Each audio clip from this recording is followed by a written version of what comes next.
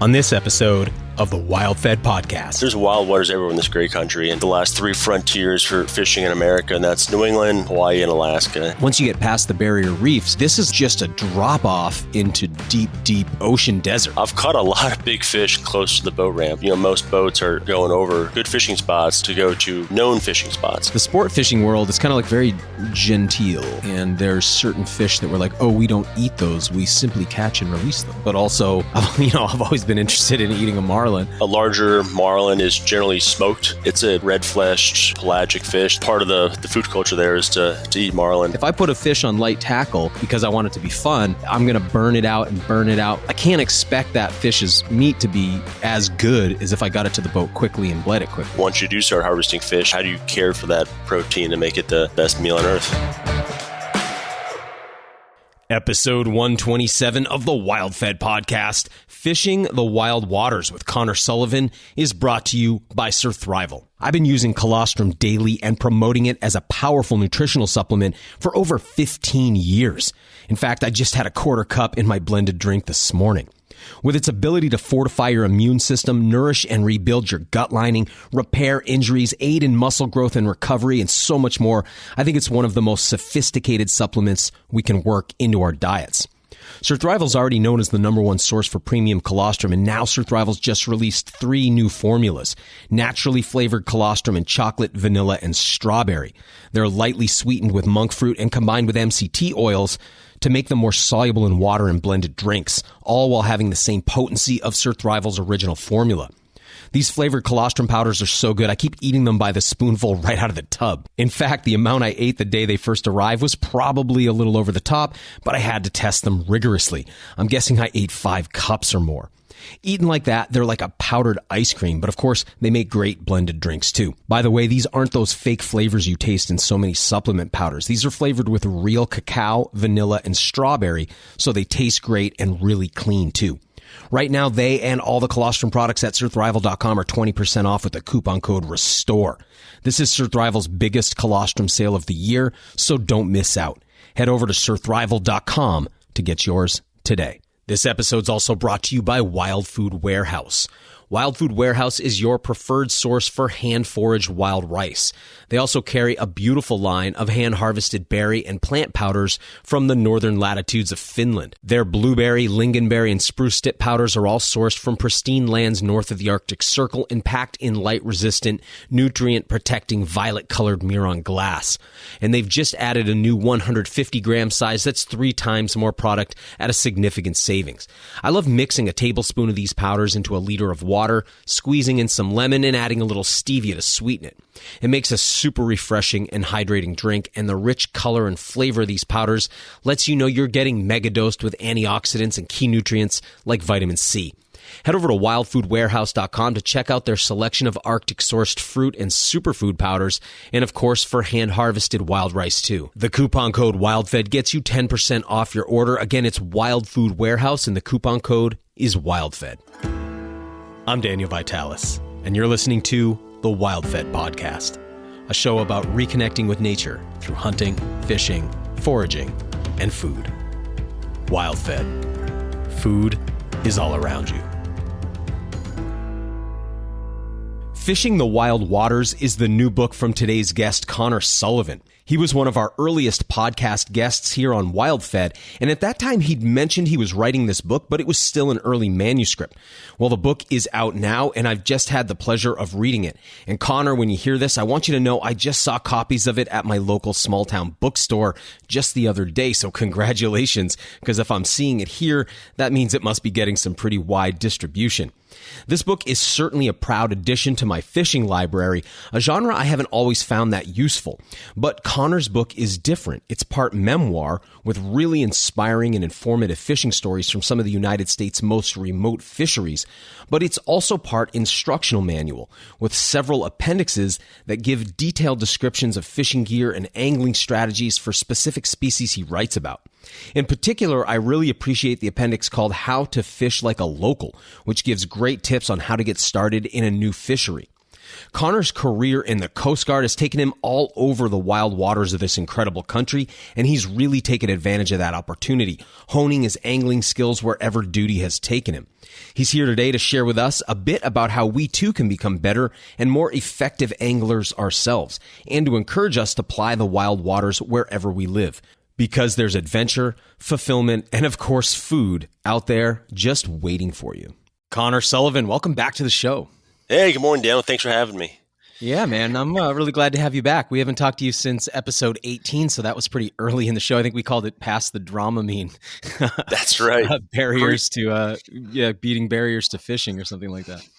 Pre-COVID. That was a long time ago. Yeah, really different world, right? So here we are on the other side of that story. But glad to have you back. And now I've got an opportunity. I think when we interviewed you, you had probably done a lot of the manuscript for your book, but I hadn't, read it yet. And now I'm sitting here with a hard copy that I finished recently. And it's called Fishing the Wild Waters, an Angler's Search for Peace and Adventure in the Wilderness. Man, great book. Well done. Well, thank you very much, Dan. And congrats to you as well. Since episode 18, you've obviously grown leaps and bounds, and it's been fun watching your podcast become a powerhouse in this niche, and well done to you. Thank you, man. Yeah, thank you. We've had it's been fun doing the TV show too. I mean, that's just been awesome. But man, I'm curious. At the time we met, where you were at with this manuscript. Was it already done, or were you still working on it then? It was pretty much done. I was my literary agent, Grace Friedson, was just in the process of trying to find the right home for it, and it was that next winter I missed a call from Grace, and looked at my phone. She's like, "Hey, I'm trying to get hold of you." Pegasus Books, the publisher of the book, was like, "Hey, they would like to publish the book." I was like, "Oh, this is great." She's like, "Yeah, but you need to make it much longer." I was like, "Okay." So I had a pretty short amount of time before I was moving to Alaska. I had to get add a little more meat to the bones, and so went back to work on it, and got it kind of beefed up a little bit, and then it came out this past December. I'm having a hard time picturing that. It doesn't feel like it doesn't have any fluff to it. It's actually pretty concise, I'd say. So yeah, it doesn't come across as like you had to bulk it up or anything. Now, one of the things I really like about the book, so I'll give you kind of how I see the book, and then you kind of tell me how you and the publishers position it. But it's part fishing memoir in a sense, but it seems to me that you're taking it on in the way, like I hunt, but I hunt, mostly, in places that I wouldn't say are super wild places. I'm not like deep in Alaska or up in the Yukon or something like that. I fish and hunt in the area where I live.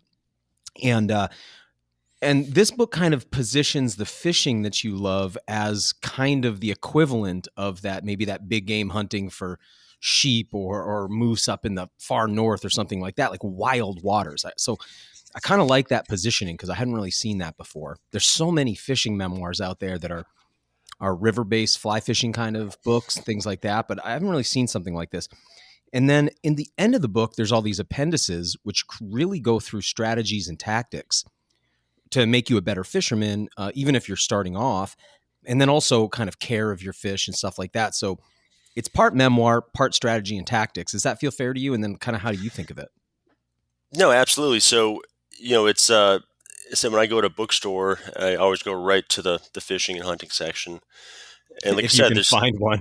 Yeah, sometimes it's smaller than others there, but there's often the kind of poetic river fishing book, and then there's more of a X's and O's, said how to tie knots, how to buy the hook, and so I wanted a book that would get a reader excited and take them on an adventure. And, I think fishing, especially in those locations, kind of illuminates the connection between those who practice it with the world beyond one that humans have created.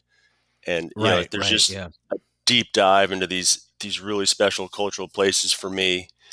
And that, that connection between the culture and the fish is so close, and they're one on, they play off each other. And then if I got you, if you're kind of excited about it at the end of that first section is like, well, let's teach you how to do that. And you could be a beginner. And so the first appendix actually goes into like, for those who didn't kind of grow up fishing and like, how do I start, and then it kind of goes from there until, all the techniques I'm using. And then, once you do start harvesting fish is how do you care for that protein to make it the best meal on earth. Yeah, when you write about the food component, I'm like philosophically just so aligned with you. I mean, there was parts of your book where I was reading, I was like, man, I feel like I could have written this almost like word for word. It's like exactly how I see it too, So a lot of overlap philosophically with you there. But one of the things that's really unique, and we talked about this when, it was cool to read this because, I'd met you, we sat down and talked, obviously in the past, but reading the book, I felt like, oh, now I really got a way better sense of who you are because there's a lot of backstory about you growing up and about your family and everything. And it's like, oh, now I really understand this person in a way I didn't before, just briefly meeting you. And I think a huge part of the story is, growing up in a family that fished, but also being part of the Coast Guard, it took you to, not only do you have all of this experience as a mariner and being, on the ocean, being in the waters all the time, but also traveling to some pretty remote places, doing the work you do, and being, stationed in different places. So could you talk a little bit about that? Because that's given you some unique opportunities that kind of allow you to write a book like this. Yeah, as I mentioned, my dad was a Coast Guard officer. He retired as a 2-star admiral. Wow. Yeah, so Wow. he's a very successful officer. And fishing for myself, my 3 brothers, and my older sister, it was the common denominator growing up. And I'm sure, especially as a teenager, he could tell you more than I could. But there's probably good days and bad days, as you're kind of growing up. But it was always something we could always go out and go fishing. And looking back, as a kid, it's kind of when you put down your guard a little bit. And I'm sure we had some, deep conversations, and you kind of just, we could always go fishing. And, to this day, as my brothers, my dad is, they're going to come up this summer and fish for salmon.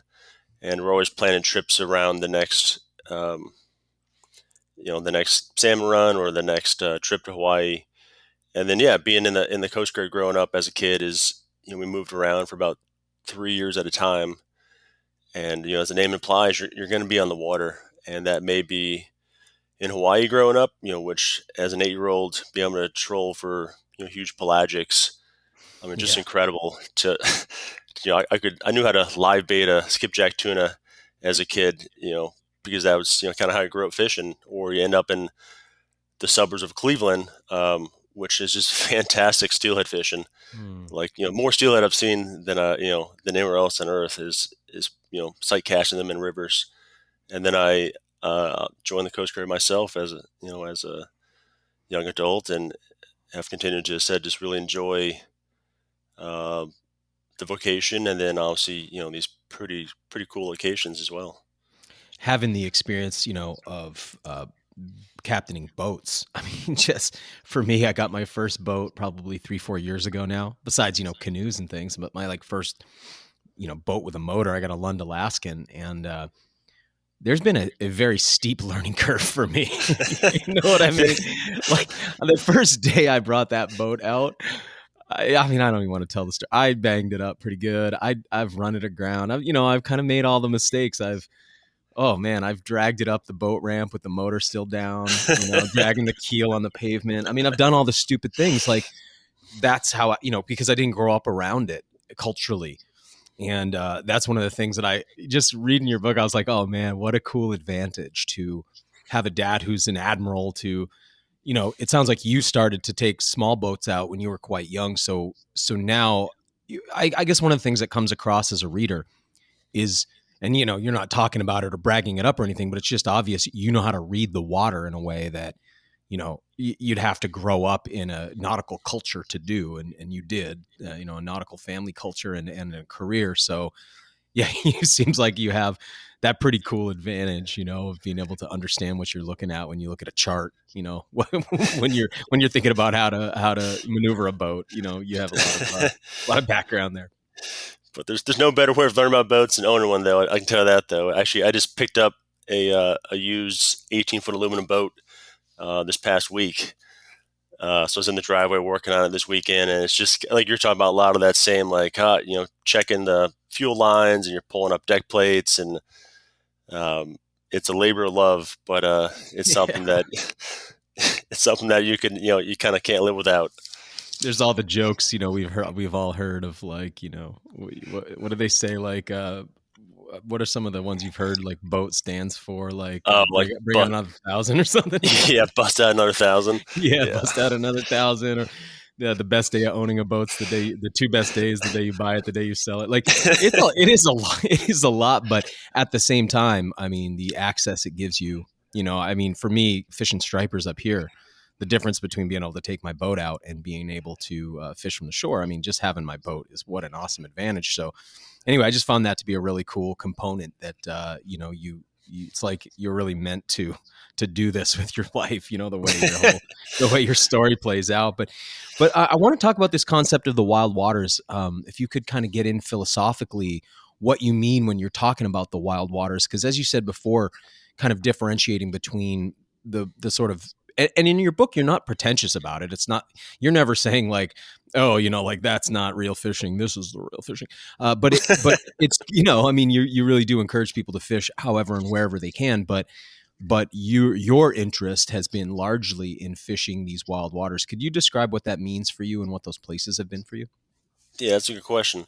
Yeah, I mean, so the book really takes a deep dive into, kind of what I consider is the last three frontiers for fishing in America, and that's New England, Hawaii, and Alaska. And they're similar and different all at the same time. And as you said, and before I go any further, there's wild waters everywhere in this great country. And it said outside of Cleveland, Ohio, just had wonderful days on the Chagrin River, fishing steelhead. We just feel like it's just you in the world. There's no one else out there. But so getting back to Hawaii and Alaska, New England, that's for me, it's big water. It's big adventure. In the case of Hawaii, I was running a 19-foot single engine boat, well offshore, sometimes 20 miles offshore.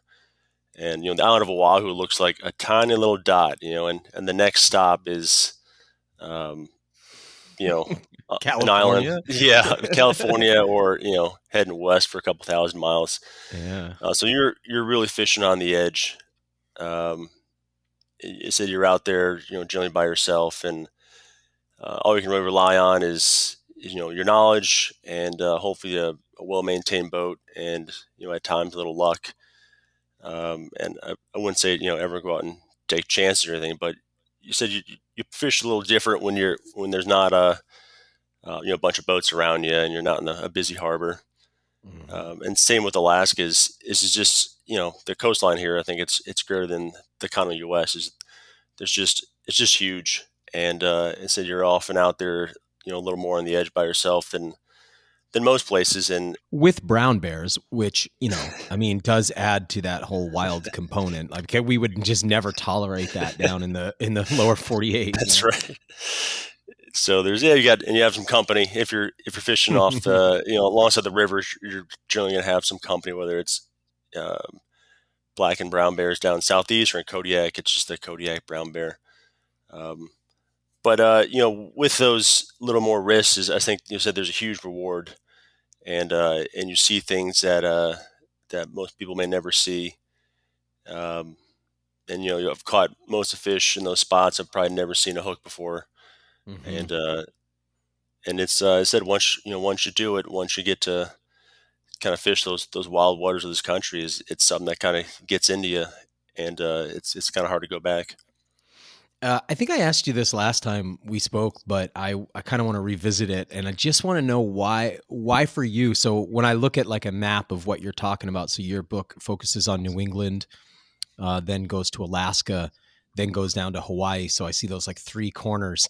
But for me, conspicuously, the South Florida and the Caribbean is sort of not in there. And so that it's such good fishing, it's really good fishing down there. I mean, it is quite a busy place though. I'm curious why for you, no mention of it, because obviously the fisheries are pretty stout down there. Yeah, I mean, I've fished Key West. I've been down there plenty. It's a fantastic spot, and it is some wild water for sure. I guess the short answer is I never lived down there. So I fished out there. I've worked out of there, um, and had some great days catching mahi mahi, and Hmm. I've caught some tarpon off the rocks one night that you couldn't believe how high a fish could jump to hook a tarpon, and you're like see that backflip. Um, so yeah, I'm it's wonderful water, and the fishermen down there are very proud of it, as they should be. I said I just never had that full exposure to it, Right. being immersed in the culture to kind of speak intelligently about it.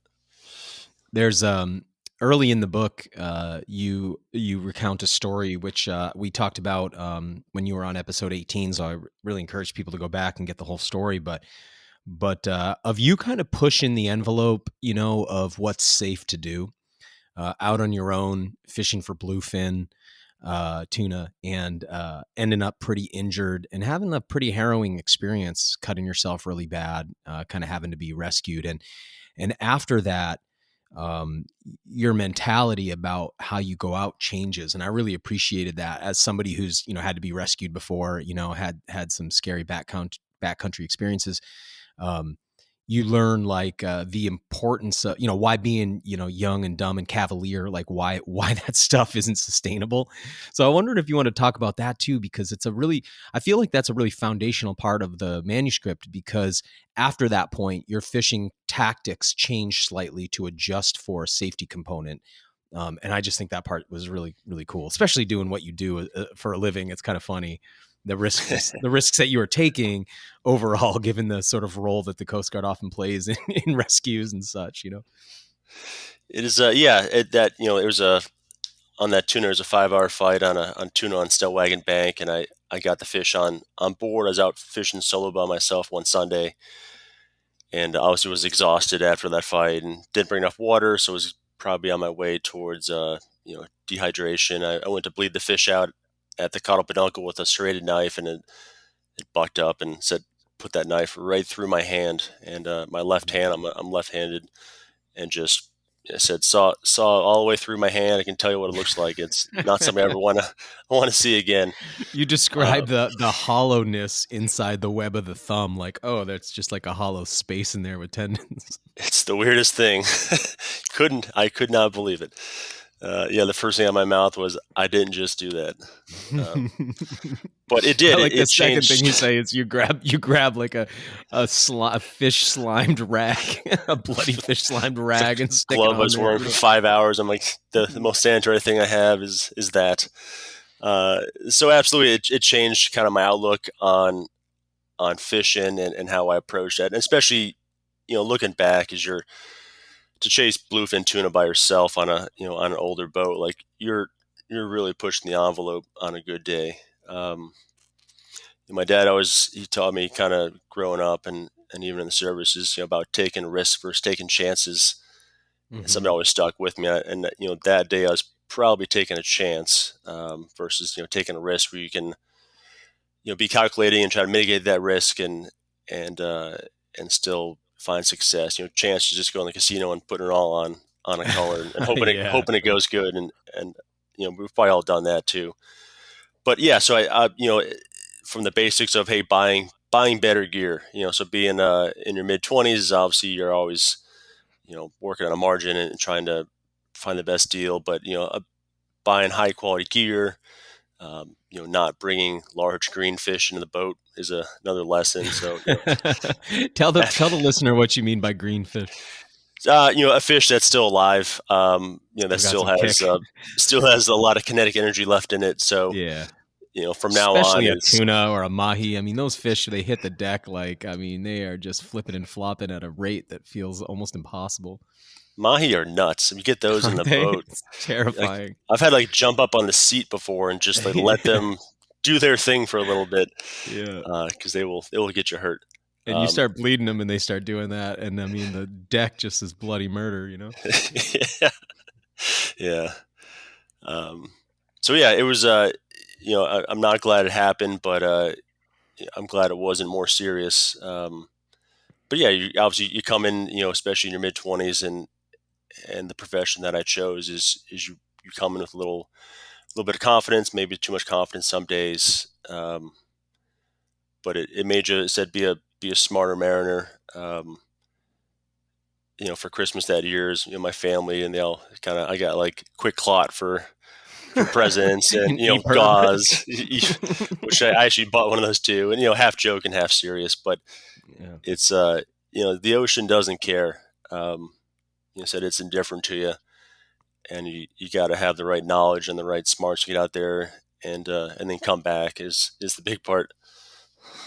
Yeah, there's this like, so I mean, and also with tuna fishing. So I got to fish bluefin for the first time this year. I spent about 60 hours on the water, and we just released actually our episode on Outdoor Channel about that. But I got a bit of an insight into the fishery, and we're so lucky up here in New England. I mean, to be in the Gulf of Maine where these gigantic kings of the sea are, and to get to see all that wicked tuna fleet out there fishing. We're fishing alongside them, and but these boats are often 2-3 guys, not one guy just out there by himself. I mean, occasionally, but not in the boat. Like the setup you're in, it's attractive, it's romantic, but it's also like, wow, that's a little dangerous. So I just enjoyed that part of the story. And I've been, incidentally, I've been eating off that tuna all winter. And it's just been awesome. Like basically like a couple poke bowls a week with my wife. Oof. My dog is just crazy about bluefin. But I'm just really, really enjoying that meat as well. So anyway, I guess what I want to say is the book starts off in New England, and growing up as somebody who didn't fish, I just didn't really understand what we had access to here. With our particularly our ground fishery and our tuna fisheries, which are just awesome. So, you talk about bluefin up here, and you also talk about the cod fishery, and largely closed today. I think last year we had like I think a month early in where I think September maybe we could keep one a day. I got to put out an episode of our show in Newfoundland recently, where they get about 5 fish a day during a certain part of the year. But, that fishery has been pretty decimated. But then we still have the pollock, the haddock, which is awesome, the cusk, all that. And you talk about finding inshore spots. This really stuck with me because, again, I have that Lund Alaskan. So as you know, not a big boat, not a boat I want to take very far. I often fish head boats because, I don't want to take my boat that far offshore. And you were talking about kind of discovering some little humps inshore people didn't know about and getting into some monster cod. I mean, I was just really impressed with some. I've seen quite a few cod. And the pictures you have in there, those are some pretty impressive cod. So I was kind of curious about that. You talk in the book about like learning to fish like a local. And I was wondering if you could kind of describe the process of how you found those spots. Because for me, that's something that I can do with the equipment that I have, and would be a lot more fun than, spending half the day untangling my lines, or what I've been doing a lot more of now, hiring a boat for the day to fill my freezer. So, could you talk a little bit about that idea of figuring out a fishery? Yeah. I think, the fish don't know where the boat ramp is, and we have this, desire to launch and then just go towards the horizon. And anytime you're in a boat, and if you're fishing in a river or a lake, what do you do is you cast out as far as possible. The fish are always kind of over the horizon, and that's just, I think, kind of how human nature is. But I've caught a lot of big fish close to the boat ramp, and to the point where I think actually most boats are going over good fishing spots to go to known fishing spots, and there's a difference Right. there. For like in the case of those cod is I had a local friend there, Dave, who would give me some heads up that said and there's some fish inshore, and so first thing I had to do is get a chart out, and I'll pour over charts all day looking for just the slightest variation, and what I'm always looking for is humps, where the depth soundings rise up to shallower water, because that will create it's like a palm tree in a desert. It creates structure, breaks up the current. Fish don't want to expend energy. Trying to maintain their position in the current. They want to have a lead, but have access to food coming by. all those rocks that you'll find in those humps and valleys provide home for habitat for shrimp and crabs and small bait fish. So It's anytime kind I of like, see, I yeah, mean, if you're snorkeling, it's like when you're snorkeling and you're in a, maybe what's beneath you is just sandy substrate. You might see a fish or two passing by. Then you come to a reef or some rocks, and now suddenly you're seeing an ecosystem. There's all these different species around it. Like you said, there's small invertebrates, and you're like, okay, this structure over here provides the sort of, it's like infrastructure for housing or something, right? that's a good So way. that's kind of what you're talking about. Yeah, and then especially if you find that interface where that sandy bottom changes into the rocks, like that's where now you get potentially different species mixing it up together, and provides different habitats. And that's where if I could find that along with good as you said infrastructure, with those rises in depth, is that's me a fishy spot. How do you Um, determine what the bottom is actually like? so the chart will have little letters that will indicate either sandy or rocky or broken, and that'll kind of tip you off a little bit. A lot of the way, especially fishing inshore, is actually see what the shoreline habitat is. If it's a main rocky coast, like pretty good chance that's what the bottom looks like. Offshore. Right. And then you can kind of just even gauge the slope of the shoreline. If it's real steep, you're like, all right, so I can tell this is a rocky, steep shelf going out. I mean, like most of fishing is picturing the ocean or the river without water, and you're just trying to like Yeah. have your own mental model of what you think you're seeing down there. Um, so use those cues to kind of get the ballpark. You'll feel your sinker, you know, hitting on rock versus sand versus mud feels different. Or what species I'm catching. If in Alaska, if I'm catching rockfish or lingcod, I know I'm probably too much in the rocks, and I need to scoot out a little bit towards gravel to find halibut. Because certain those fish they'll have a special little ecosystem they prefer, so you can kind of gauge yourself on that. And then Yeah. the biggest part is just go early. Get up early. If you think you got a decent spot, is be on the water. Lines in the water at sunset. And if it's a good spot, they'll be there early. But generally, if you don't catch fish early, you're not going to catch fish later. So it's kind of like my best test. I feel like with fishing, a lot of times guys want to be out there at noon because it's nice out, and it's like, that crepuscular time seems to be like the time, but not everybody wants to be there at that time. It's because fishing kind of has there's like often a social component or a leisurely component to it. It's like I see it ice fishing too. Like up here, people want to be outside, kind of like it's a barbecue, which is I Yeah. totally get that, but it's like those best times seem to be between at dawn and dusk basically is when Yeah. I have the best luck. But, Like those cod trips, I was getting up at about 2:50 in the morning. Maybe 3 o'clock to be on the water. Lines in the water at 5 and I was back at the dock at 8. So it's not a leisurely morning, but once in a while you got to kind of go early and stake your claim. one of the things I like in the book is you don't spend a lot of time on this, but sort of subtext is that you've got a full-time career and a family at home. So, for anybody to it's not like, you've got some private fund or a trust fund or something where it's allowing you to just be fishing all the time. You're making the time because of your passion. And so, you're going out before work, you're going out after work. I appreciated that you have a busy life outside of this passion, because it's easy for people to go like, oh yeah, well, it's easy for him. He's got all the time in the world, but you like everybody, busy person with a career. So you've had to, I guess I'm just curious if you have anything to say about making the time, because clearly you've prioritized this and your family is on board, at least to the level that they understand that this is important to you. It's a tough balance, but everything in life is a balance, and um, you got to know, yeah, when it's a good time to go and when you can't. In Hawaii, I was probably going every other week, maybe trying to get offshore, go fishing. Um, I talk in that book or in the first section kind of about that.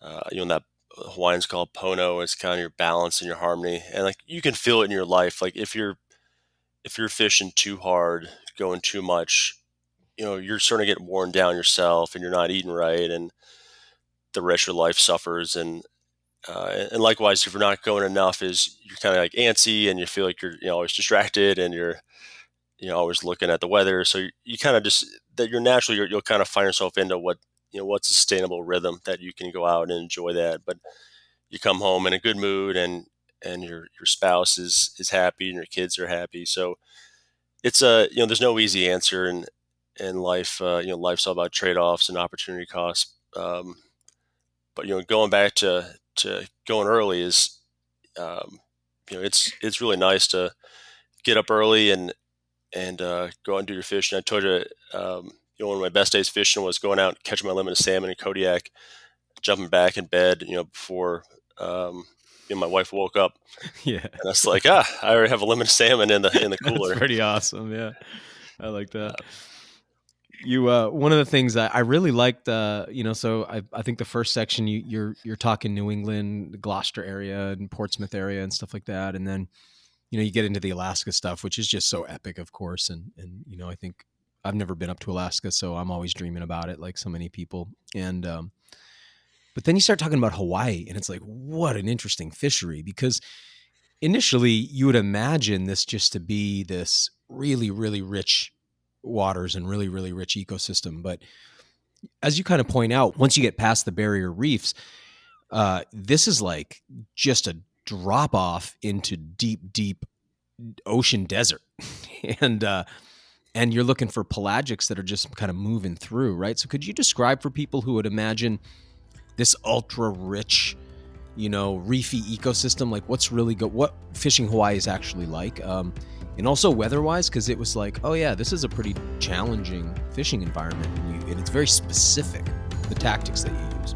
We'll get right back to the show in a moment, but first, Season 2 of our TV show WildFed is now on the air. That's right, 10 new episodes are airing on Outdoor Channel Monday nights at 7:30 p.m. Eastern, and again at 10:30 p.m. Our 7th episode just aired, and it took place in Arizona, where I'd drawn a javelina archery tag in a unit near Sedona's famous Red Rocks. And while we bow hunted, we also gathered an assortment of winter desert plants for tea and to flavor our meal. It's one of the most beautiful episodes of our season. Next week, we're in Maine for some late autumn beaver trapping with Randy Huntley, who you may remember from a past episode of this podcast. Then we're out on a frozen marsh harvesting our native rose hips in the snow. We'll bring all our ingredients back to wild game cookbook writer Kate Kurlansky, author of 50 Ways to Eat a Beaver, for a meal I'll never forget. Hey, if you don't have cable, and let's face it, most of us don't, you can watch the show live as it airs on friendlytv.com. That's spelled friendly without the vowels, FRNDLY TV.com. You can get a free trial subscription if you want to watch this Monday's episode, and after that, it's just $6.99 per month. Here at WildFed, we're so proud to have our 2nd season on the air, and we really hope you'll tune in either on Outdoor Channel or friendlytv.com. Now, back to the show. It is, yeah. So, Hawaii, geographically speaking, is the most isolated set of islands on Earth. It's way out there, obviously, and so you're really looking at the tops of volcanoes. I think there's 8 main Hawaiian islands, and they just they go up. I can't remember the altitude of some of them, but they're obviously big mountains in each island, and so you kind of follow that slope down, and like once it hits the water, is that that mountain keeps sloping downward. So when I'm going out, and obviously you said it, right around the surf zone on the reefs, it's incredible life, and all kinds of beautiful reef fish, and breaking waves, and that's kind of what people picture. But once you get outside the reef, it drops off, and generally we'd start trolling about 500 fathoms, so 3,000 feet, and that can be That's deep water. Between 3 to 8 miles offshore tops.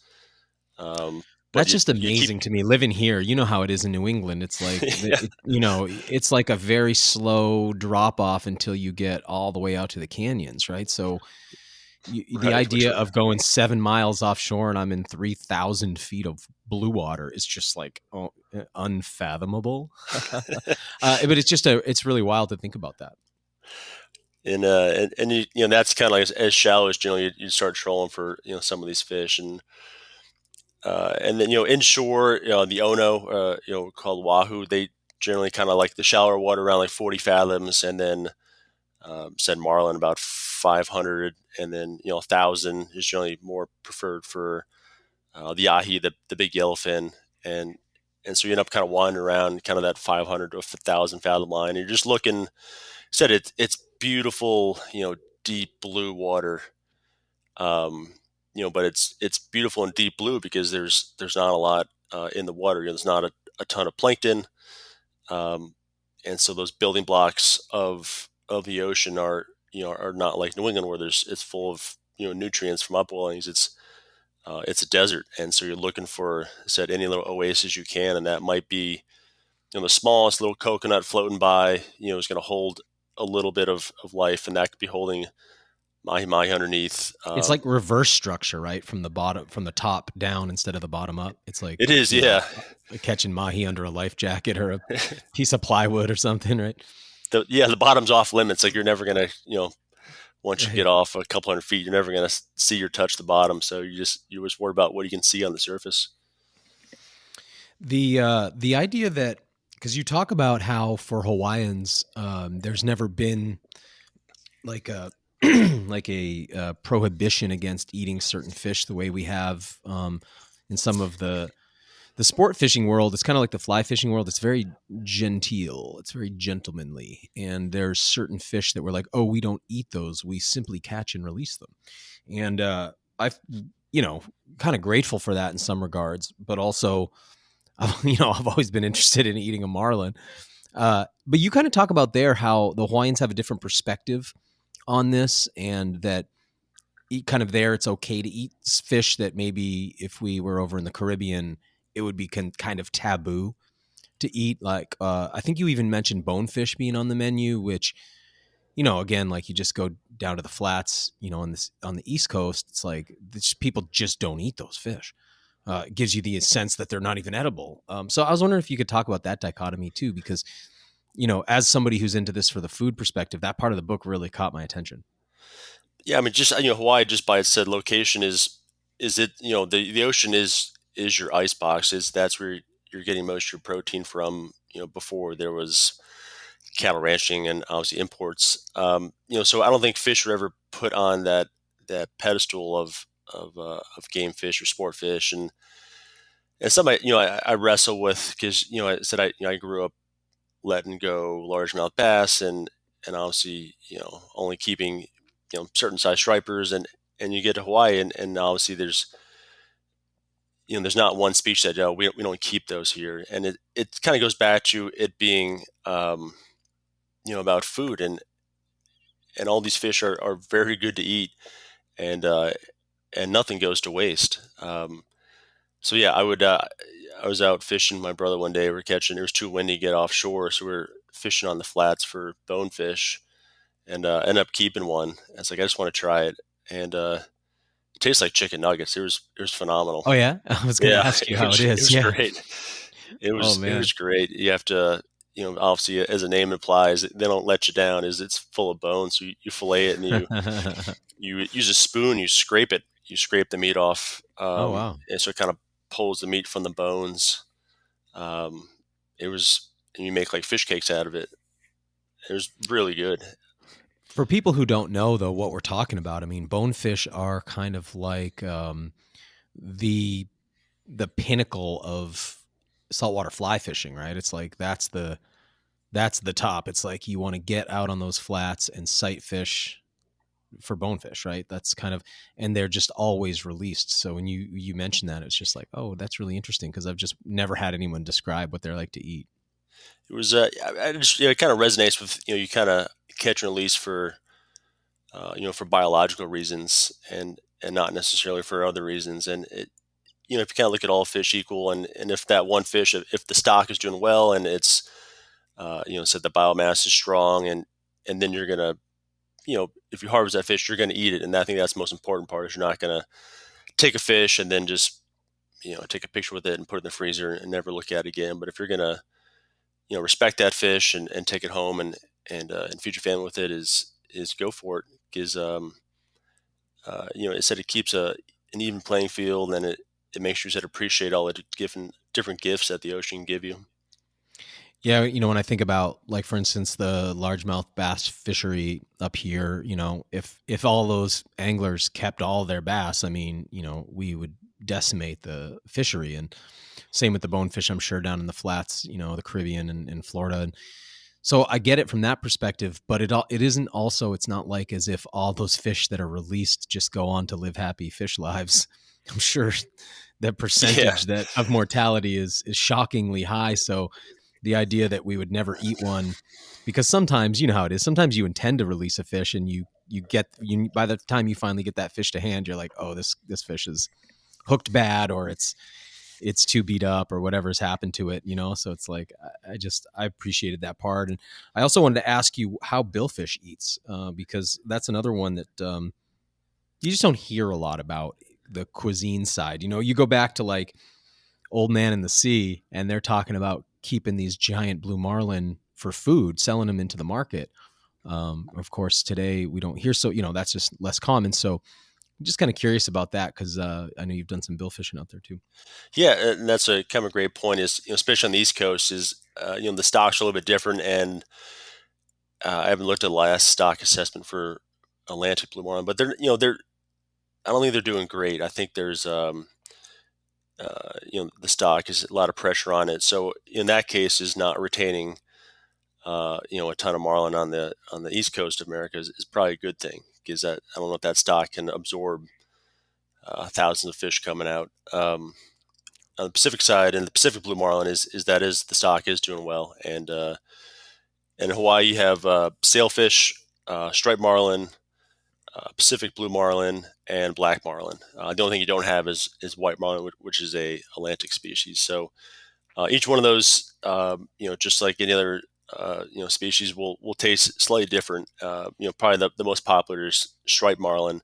It's kind of very comparable to like a white marlin. It's generally a little bit smaller. They top out a couple 100 pounds, but it's like kind of an orangey flesh, and it's really like good. A swordfish? It's no, I mean, swordfish are kind of pale, and this is almost like a farm raised salmon color. No way. Just kind of like that orangish. I missed one. Yeah, there's also short-bill spearfish, and that's the same thing. Those are very rare. I think anywhere you hear about them in Hawaii, and you hear about them in Portugal, but that it's probably one of my favorite eating fish. They call it hebe, Hebi, in Hawaii.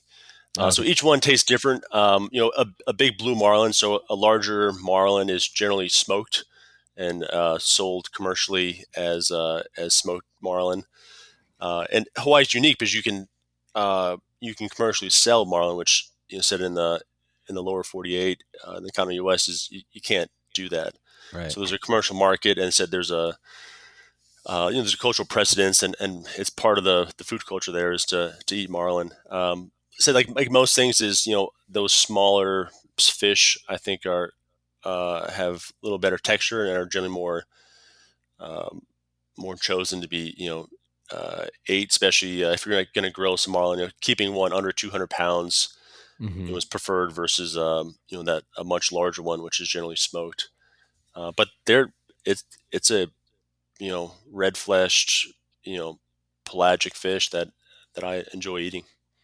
There any fish in Hawaii that you're hoping to catch that you still haven't? Like, what are some of your, having written this book, what are some of your sort of bucket list or things that you just really love to do that you haven't got to fish yet? In Hawaii, I said I was fortunate to pretty much bat the cycle for most of the big offshore fish. I've yet to never had a chance to hook up with a lua or giant trevally. Those are kind of like the kings of the inshore fish, and they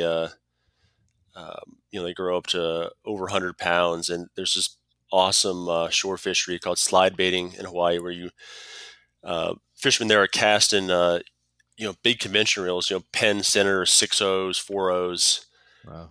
and using lead weights with grappling hooks, and putting out, sometimes a dozen of these rods like right next to each other. It's just like the action in casting to make these casts, especially at night, is just impressive. And so the lava bottom and the rocks are just notorious for eating up your gear. So you purposely snag the bottom with that With that that grappling, grappling yeah. hook.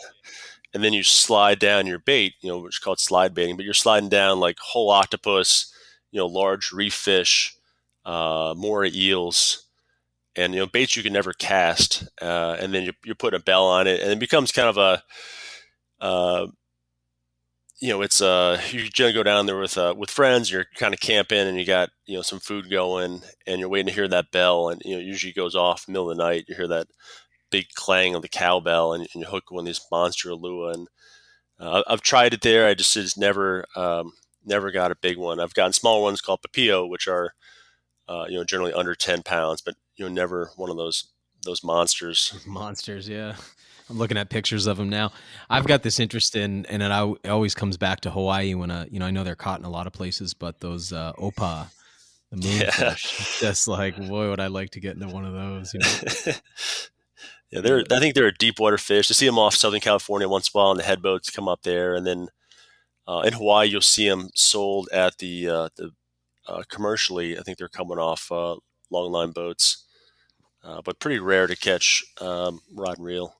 I'm fishing with a guy this year in the Maryland area, and he has caught 2 there, which I think is really interesting. Ooh. So he's got two catches on his boat of opa. Talk to me about this section of your book called "How to Fish Like a Local."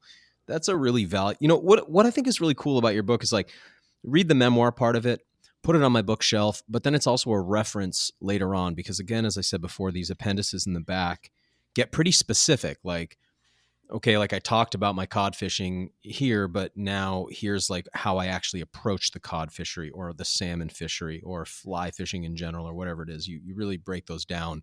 Here's the gear I use.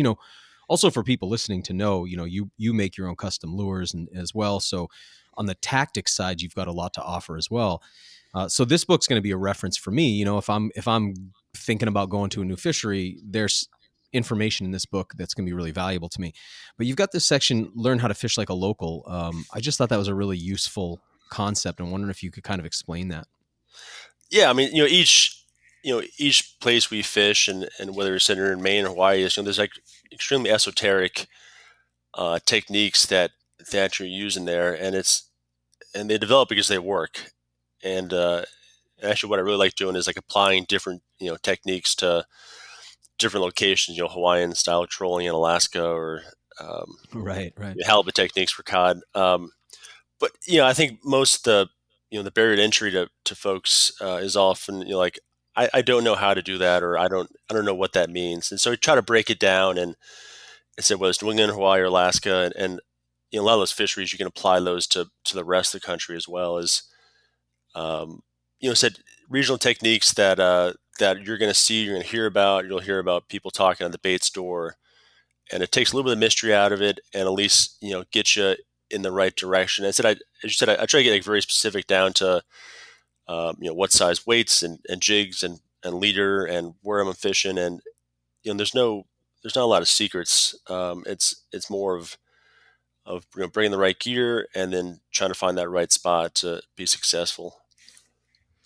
One of the things that I liked you talked about was utilizing local shops because, it's really easy to go into a big box store now and get your gear there. But I've noticed, and you mentioned early in, like now that we're post-COVID, I don't know how you're experiencing it where you are, but up here right now in New England, like the quality of customer service in the last 2 years has gone downhill so dramatically and precipitously that it's shocking. Like you go into a place and you just can't believe how bad the service is. It's like as if a generation of people who didn't really get trained in it. So it's like sometimes you want to remind people like, hey, I'm the customer though, the one who's going to spend the money, and then that money becomes your paycheck. Like you should treat me nicely. Like it's really getting kind of bad. And one of the challenges, and I've noticed it really since COVID, it got pretty bad. But with the big box stores, there used to be a thing like you'd go into Home Depot and the employees would have been contractors, carpenters, plumbers, people with a background. Now you go into a Home Depot or a Lowe's and the staff is really random. So they may never have done any kind of building project in their life. And you're looking for specific parts or advice on something. It's like, these people can't help you. Well, that took a little while for that to start to happen at the outfitting stores, but now I'm seeing that too. So you go to, I don't want to name names, but you go to some of the big box stores that service the outdoor hunting and fishing industry, and you're dealing a lot of times with employees who just have no sense of what any of this stuff is, maybe never even really done anything outside. That I find that really strange, but that's kind of the world we're in now. And you talk about like, hey, when you go to like a local shop, not only are you kind of keeping, money in the local economy, which is great, but they exist by helping people be successful. So if I go into the big box store, they sell me a bunch of stuff, I go out and it doesn't work, they're not going to go out of business. But the local shop, they need to be good. So I was wondering if you could speak to that, because I think sometimes people are nervous to go in those places because you get the sense that everybody who knows what they're doing is there. You don't want to look like a kook. You don't want to get made fun of. It's the whole Guggen thing. But and you know what? To be honest, like sometimes when you leave, they probably do make fun of you, but they don't to your face, and they sell you the right stuff, and you get good really fast, and then you're one of those people making fun of the new person eventually too. So, but they really do help you. I mean, the number of times that I have finally dared to just ask for what I needed, and then all of a sudden it's like, wow, if I had done that a year ago, I would have been successfully fishing rather than making all the mistakes. So, yeah, talk to us about utilizing the local shops.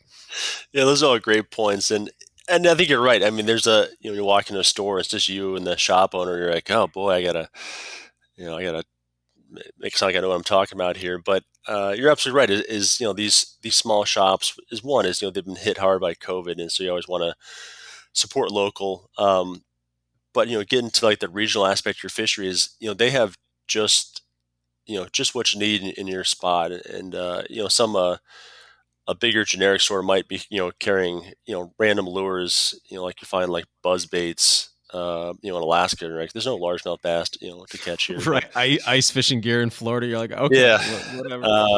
But a local shop has local gear, and like anything else, is that if you just be honest with the person, hey, this is who I am, this is my background, could you help me out? And I think fishermen are great at a lot of things. They're really good about helping each other out, especially when you're just upfront with someone, say, hey, could you help me out? I'm trying to either learn how to fish or take my kid fishing, or I've caught some cod, but I'm not great at it. Like, how would you do this? And like each one of us would put down what we're doing, and not even being a shop owner is help you out. And so those small shops will really get you dialed in and get you those small little difference between like success and failure. I think a lot of fisheries is just like small little nuances. It's this color, jig, or hey, make sure your hook is this size. For haddock fishing, like if your hook is too big, you're gonna miss a lot of fish. But it takes going to that shop and figuring out what that is to be successful. What gear set has evolved over time, and the stuff they're carrying is the stuff that anglers want because that's what they're having success with. Exactly. Yeah. And like you said, right down to colors, hook sizes, hook shapes, all of that stuff, line diameter, everything. I'm thinking about here in Portland, Maine. We've got one shop, that if you want a striper fish, that's where you go. And if you don't know what you're doing, the best thing is just walk in and ask, because they're going to set you up just right. And they're not going to maybe tell you their fishiest spots, but they're going to actually send you to places where you're going to have some success, versus, like I said, if you went into the big box store and asked them, like, what should I do for striper fishing? Like you might overspend and they're going to underdeliver. So sure. I just think that's important.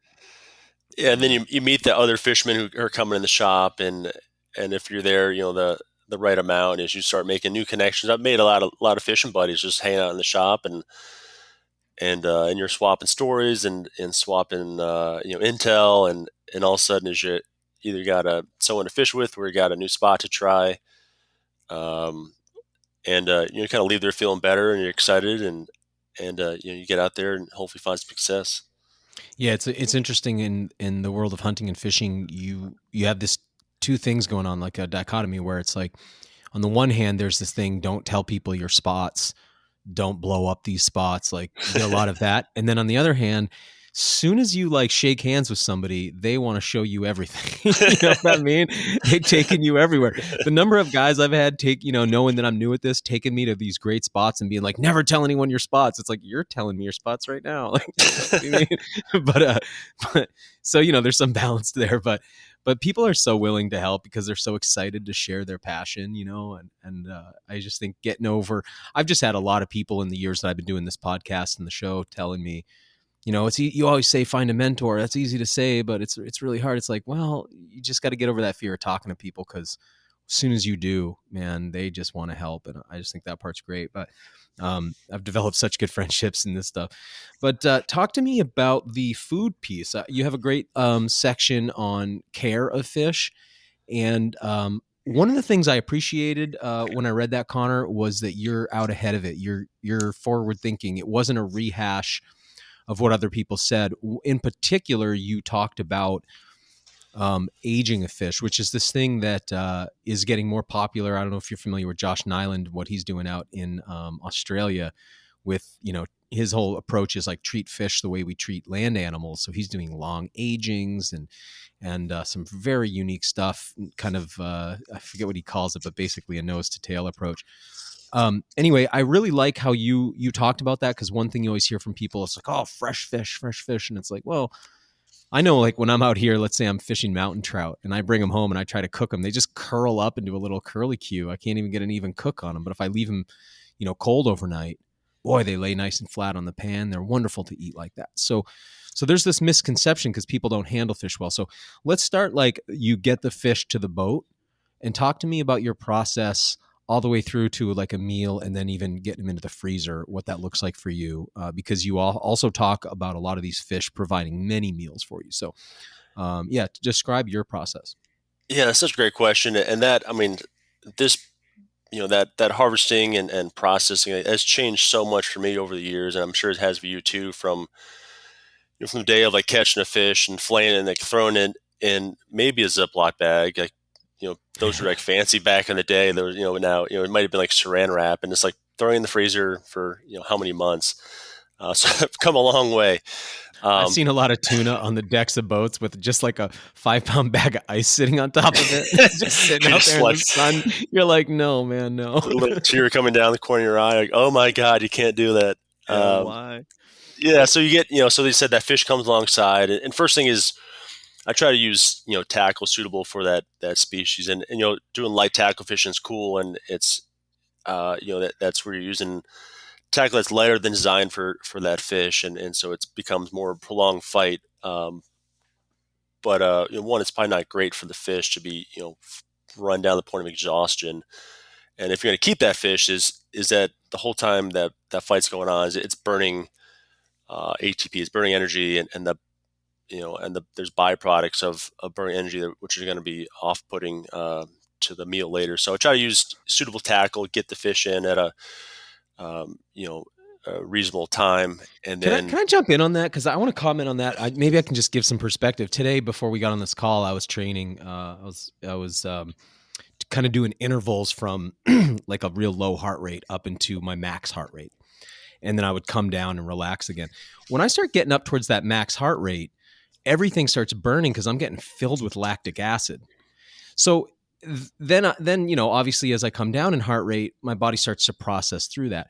Well, if I'm at the peak of my lactic acid, because I've been fighting, like if I'm in a wrestling match or rolling or something like that, and I'm just pumped with lactic acid, and then you killed me right then and expected my meat to be good, it'd be like, come on, dude, I'm going to be disgusting. You want to get me nice and relaxed, like not full of all this metabolic waste products and acids that literally are breaking my muscle tissue down, right? And that's kind of what you're saying. It's like, if I put a fish on light tackle so that I'm going to burn it out because I want it to be fun, I can't expect that fish's meat to be as good as if I got it to the boat quickly and bled it quickly, right? It's kind of what you're saying. Yeah, absolutely. Yeah. When it, as that, the whole, transition going from aerobic to anaerobic, Right. metabolysis, and you're now burning, sugar, and the byproduct of that is that lactic acid, and then you freeze and see, and you stop right there, and then Yeah. you throw that in the freezer like that. That's not going to taste good, and there's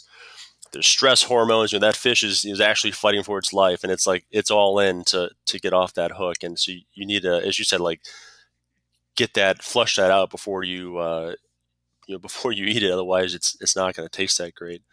But yeah, first thing is get the fish.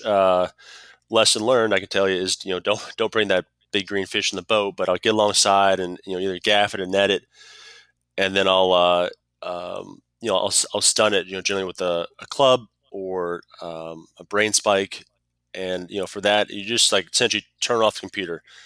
Is just lights out is one is from ethical point is you don't want that fish suffering, um, trying to breathe, being slowly fixated on the deck of your boat. But two is also, it shuts off the computer, so it's no longer feeling stress.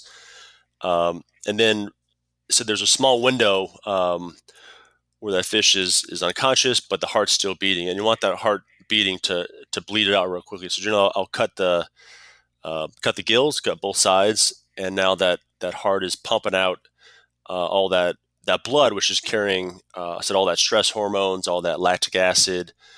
It's kind of like pulling the drain plug of your oil on your car, running it. Get all that stuff out, while the engine's still Right. running. Right. And that's another important point, because your heart, your sinoatrial node is its own electrical circuit, sort of, so you can disconnect the main computer. Mission control shuts down, heart keeps beating, because you don't bleed without a beating heart, right? So a dead body doesn't bleed. It might ooze, but doesn't bleed. So you need a heartbeat. And I've done this with deer, where it's like, okay, that deer's dead, but I'm going to do CPR and bleed it, because I'll pump the heart to get that blood out, right? Because otherwise, like you're indicating, it, that blood's just going to settle in the tissue. And boy, with a white fleshed fish, you can really see it, like the difference between a pollock or a cod that's been bled versus one that hasn't and has all that blood settled in the meat. You can really see that. And you talk about in the book how that's something that decays fastest. So now you've got a bacteria problem on your hands too. Yeah, and that I was talking to Andrew Suey from he runs the EKGMA Federation, and he's the one who Oh kind of wow, enlightened that's me to a cool. lot of this, and that's a different technique we can talk about in a second if you want. But What's his name? Andrew Suey, TSUI, from the EKGMA Federation, and his background in both that practice of EKGMA and then kind of the post harvesting of the fish has just said opened my eyes to a lot of things. And one point he always had was like, that blood is carrying the bacteria. So as that blood settles in the flesh, if you don't bleed it out in that haddock or pollock, it's going to break down first. And a lot of that fishy taste is really, it's that bacteria starting to decompose.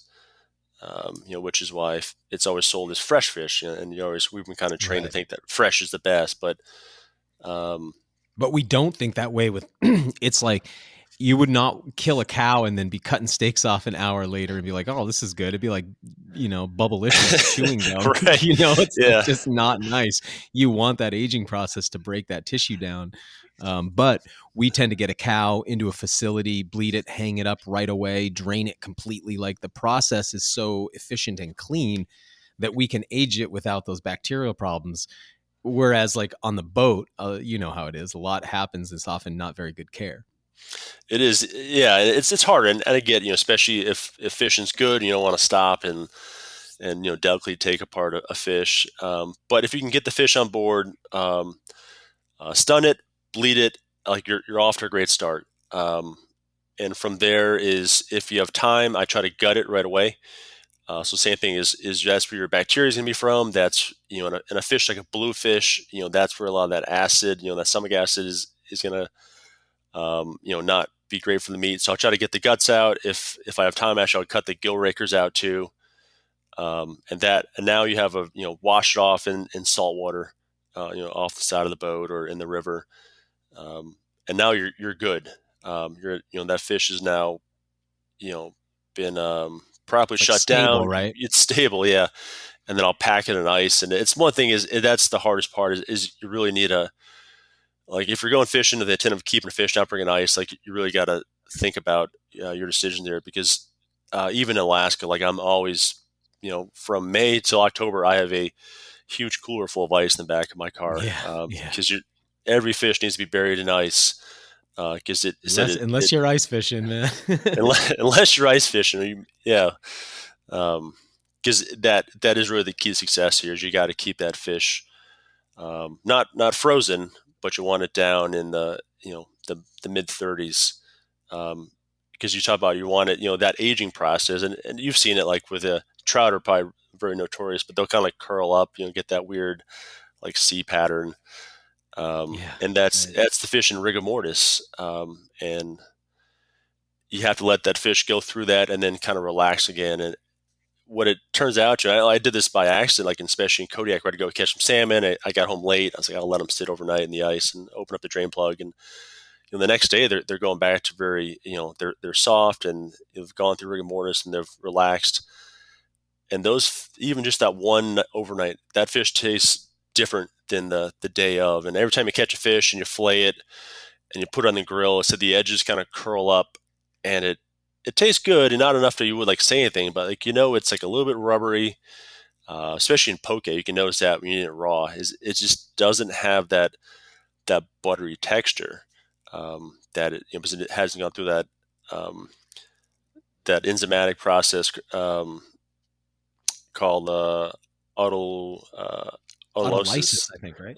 Yep, and that's where it's creates that byproduct Andrew taught me, called glutamic acid, which is that savory taste.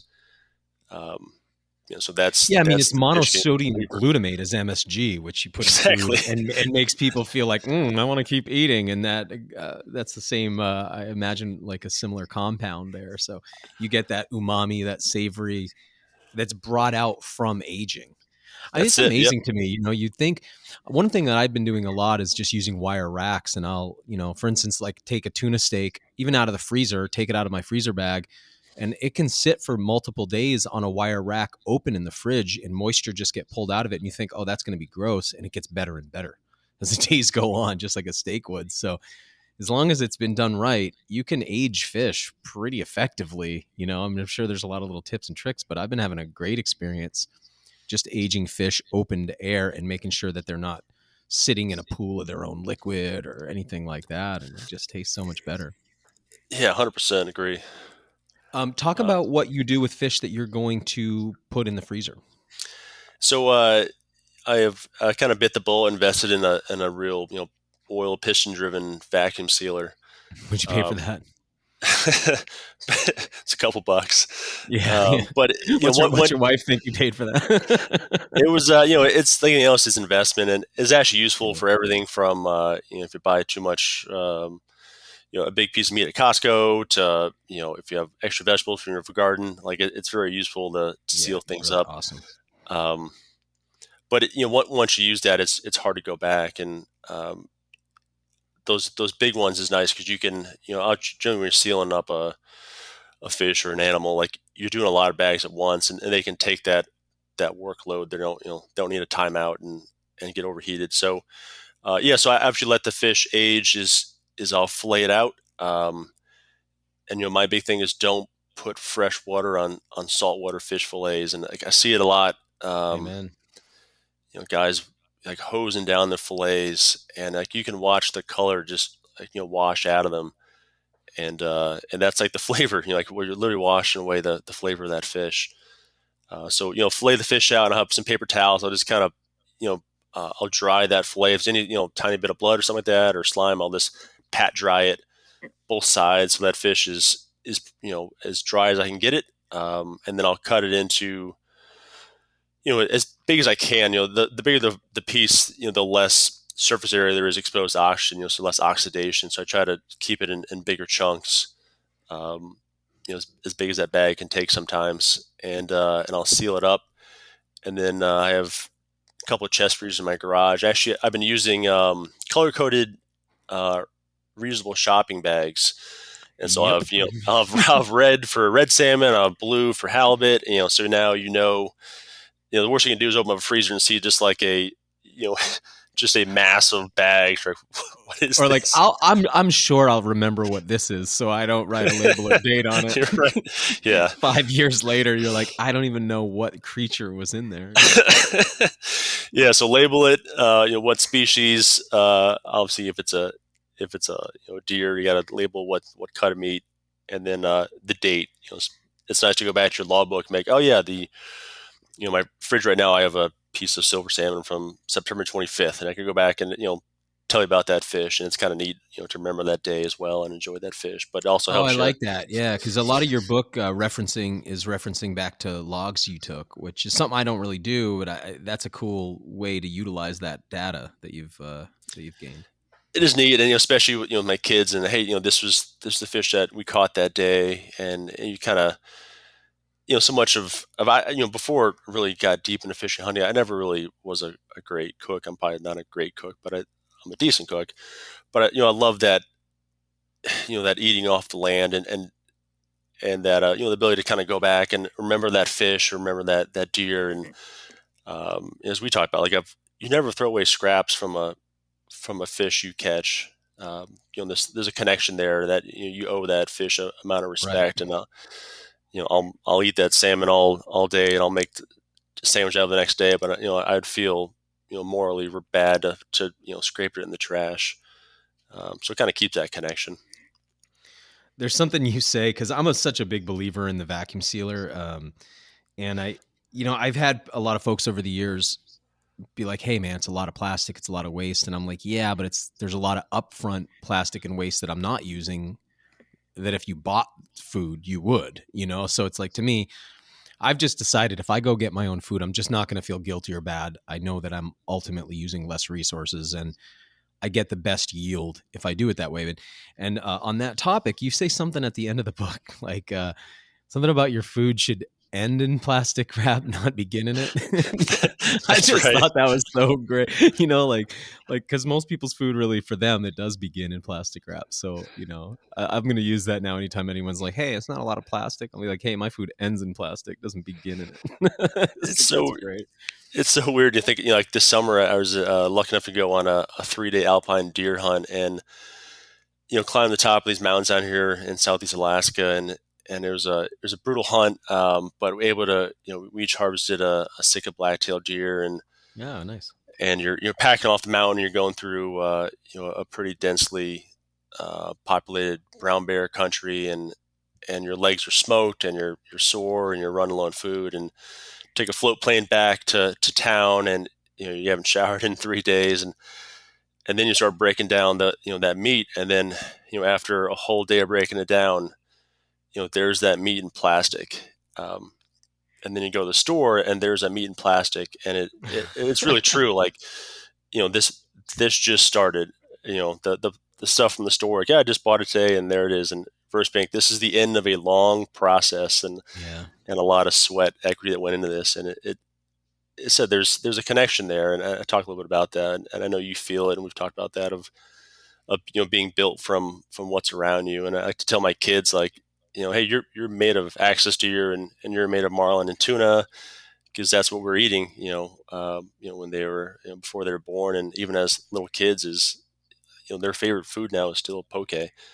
Because that's kind of how they came up, and I think that's important. I think something's kind of lost on us as a species, and we kind of lost that connection sometimes to what are we really made of. And I like how you always talk about is being made of your local resources, and your water sources, and your deers, and your plants, and your fish. And I think that's important, and it's something I try to live towards.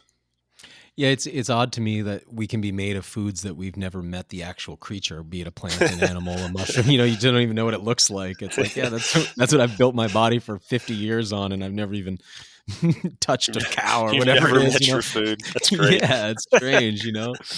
Well, I wanted to tell you, man. I just wanted to say that, I guess in my line of work, I get to talk to, it's been about 15 years now that I've been talking to different authors and speakers and all that. And a lot of people write books that I don't feel are really contributions. I mean, I think a lot of times people write a book because it's like the next step is I write a book and then I do my book tour. And I feel like you've made a real contribution to the fishing literature with this book. And I just wanted to tell you that personally, because as somebody who also goes to that section of the bookstore, and I'm usually kind of disappointed, I think that for what I'm interested in, I don't encounter many books that really touch on that. And you there's just so many parts of this book that really like lit me up to read. And I was like, yes, like that's how I feel too.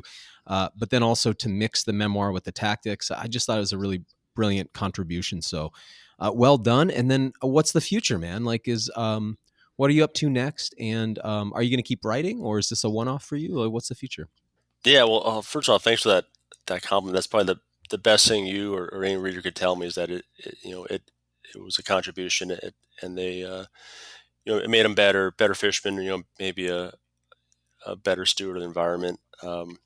It was writing this book was a lifelong dream. Is my mom's a writer, and so she really helped me out with the finer points of putting your thoughts on paper, and it was it was a multi-year process. And when we'd first talked a couple of years ago, it was I wasn't sure it was even going to happen, and I said luckily for a really good literary agent, and then thankful to Pegasus Books for their confidence in myself in this book to put it into press, because it's not an overnight success, and it said there's a lot of rejection letters, and but something I was focused on. I was going to make it happen, and sure enough, with a lot of hard work and maybe a little help from above, is that all came together. And yeah, so I've been working on this project for so long. All of a sudden, you get to the finish line, so to speak. And you're like, wow, we did it. And you're like, what's next? Yeah, what do I do now?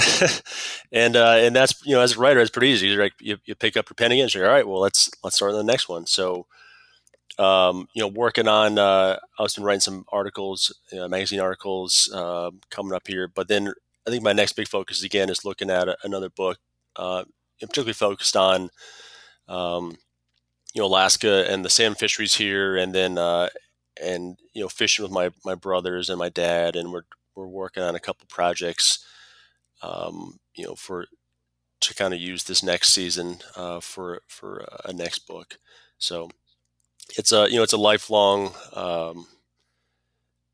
kind of a calling, and something that I hope to be doing for many, many, many years to come here. So hopefully you'll be seeing a new one coming out here not too long. Great, man. Well, always welcome to send things over for a proofread if you ever need. And I'm just really supportive of where you're taking it. So yeah, well done. And thanks for your time today, man. And I look forward to that as well, because we didn't get much into it today, but a lot of the book is about salmon fisheries, and there's just so much there to talk about as well. So let's look forward to having you back on after the season, and wishing you success in your fishing and hunting year, and all that you're doing. And yeah, thanks for coming on today, man. Thanks for your time. Hey, thanks so much, Daniel. It's great to talk to you as always, and congrats to you as well. Thanks for listening to the WildFed podcast. Help us grow this show by subscribing and leaving us a rating and review. It ensures better rankings and more advertiser interest, which translates directly into better shows, more awesome guests, and a constant stream of fresh new content. Have a question you'd like answered on the show, or a hunting, fishing, or foraging trip you'd like to host us on? Email us at info@wild-fed.com. If you still haven't seen season 1 of the WildFed TV show, you can go to myoutdoortv.com, grab yourself a free trial subscription, and then check out all 10 episodes. Season 2 of WildFed premieres on Outdoor Channel in early 2022. And be sure to visit our website, wild-fed.com, to check out our store for WildFed hats, stickers, and more. WildFed. Food is all around you.